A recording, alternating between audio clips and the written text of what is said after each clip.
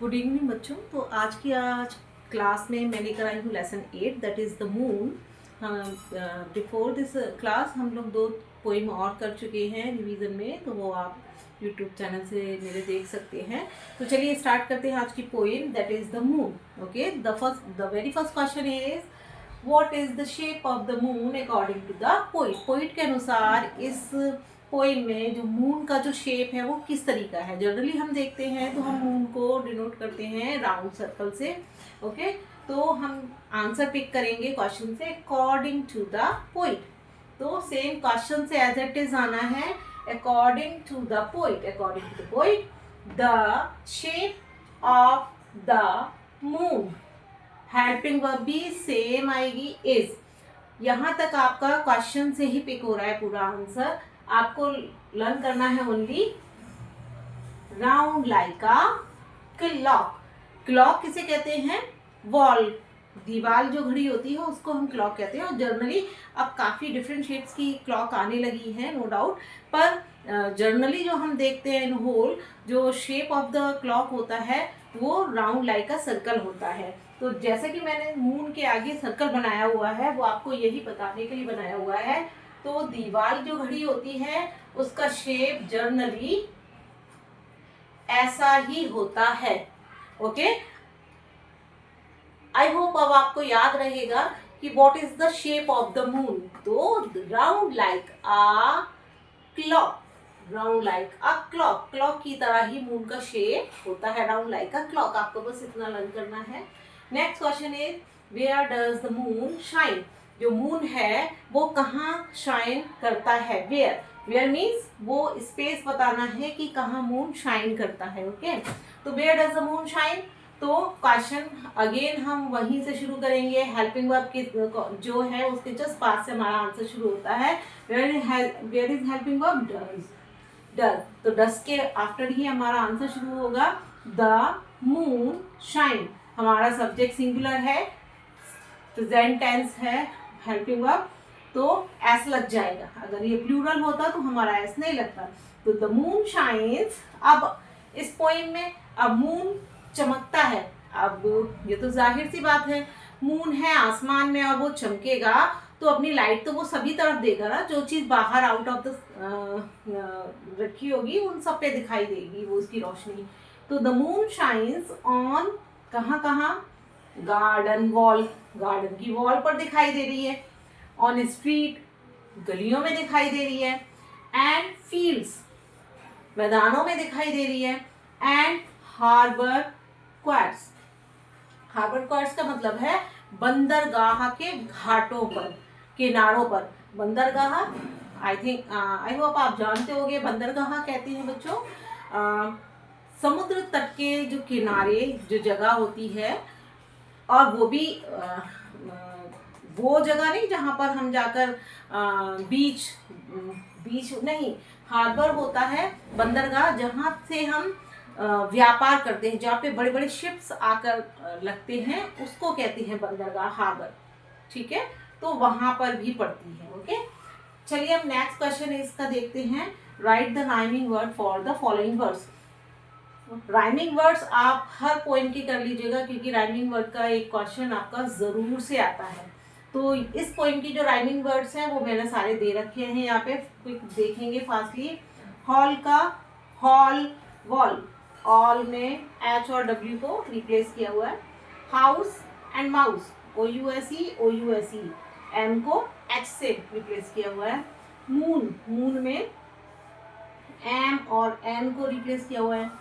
Hall wall, mouse house, moon noon. Okay, day and way, day and way हमारी last poem है, balloon में भी आया हुआ था day and way. Okay, eyes and rise. Okay, यहाँ पे स्पेलिंग सेम नहीं है पर राइमिंग वर्ड मोस्टली तो same as it is spelling आ जाती हैं, पर कभी कभी वो साउंड से भी राइम करता है। स्पेलिंग कभी कभी 1 और 2% वो कभी कभी स्पेलिंग मैच नहीं भी करती, पर उसकी जो साउंड होती है वो सिमिलर होती है। जैसे कि इस केस में eyes and rise, eyes and rise, last में आइज आइज आ रहा है ना, राइज आइज। ओके, तो अब नेक्स्ट क्वेश्चन हमारा देखते हैं, right the odd word and right it. Right the odd word, actually आपको ये एक्सरसाइज है और इन 4 वर्ड्स में से आपको ऑड वर्ड आउट करना है आपको, ठीक है। जैसे सन, stars, trees and moon.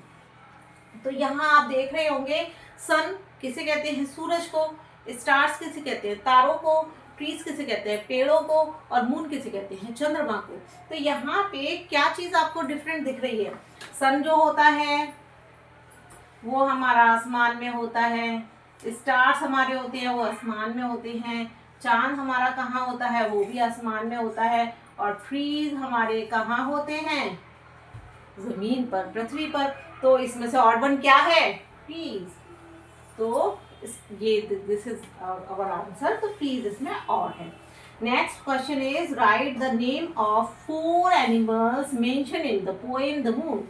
The moon poem में कौन कौन से जानवरों के नेम दिए गए हैं। तो देयर आर 4 एनिमल्स ओनली।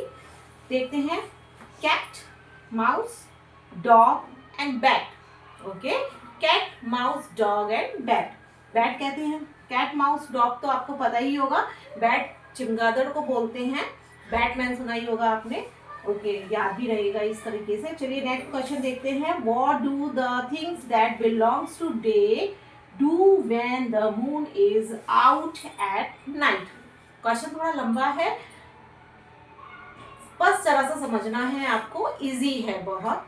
देखेंगे इसको, जो हम पिक करेंगे वो हम करते हैं, what do the things that belongs to day do. इसका मतलब है what do the things that belongs to day, वो वस्तुएं, वो चीजें जो कि दिन से बिलोंग करती हैं, जो दिन से संबंधित हैं, डू, वो क्या करती हैं, जो दिन से संबंधित चीजें हैं वो क्या करती हैं, when the moon is out at night, जब चंद्रमा रात को बाहर निकलता है तो दिन से बिलोंग करने वाली चीजें क्या करती हैं। दैट मीन्स रात को वो चीजें क्या करेंगी, हम हैं, जितने भी ह्यूमंस हैं, एनिमल्स हैं, और इवन बर्ड्स हैं, वो सारे क्या करते हैं, दिन में हम सन के साथ जगते हैं, और रात में मून जब आता है तो हम क्या करते हैं, रात को सो जाते हैं। तो रात को वही चीज़ें क्या करेंगी, सोएंगी, रेस्ट करेंगी। तो हम इसका आंसर जो पिक करेंगे वो करेंगे, अगेन क्वेश्चन में हमको हेल्पिंग वर्ब ढूंढना है, और हेल्पिंग वर्ब हमारी है डू। तो डू के बाद से आंसर शुरू होगा, that is the things. Okay, तो the things that belongs to day. Okay, day तक हमारा क्वेश्चन से आया है। क्या करती हैं, आर रेस्टिंग। क्या करती हैं, रेस्ट करती हैं। तो रेस्टिंग एंड स्लीप, क्या करती हैं, रेस्ट करती है और स्लीप करती हैं। बाकी अगेन फिर क्वेश्चन से लेंगे हम, when the moon is out at night, when the moon is out at night. सब कुछ आपका क्वेश्चन से है, आपको बस लर्न कहाँ से करना है, आर रेस्टिंग एंड स्लीप, बस इतना आपको लर्न करना, बीच में लगाना है, बाकी क्वेश्चन से है। Okay, the things that belongs to day are resting and sleep when the moon is out at night. Okay, I hope ये इतना क्वेश्चन आपको समझ में आ गए होंगे। इस चैप्टर की 2 एक्सरसाइज और हैं, चलिए आगे हम इसको भी देख लेते हैं।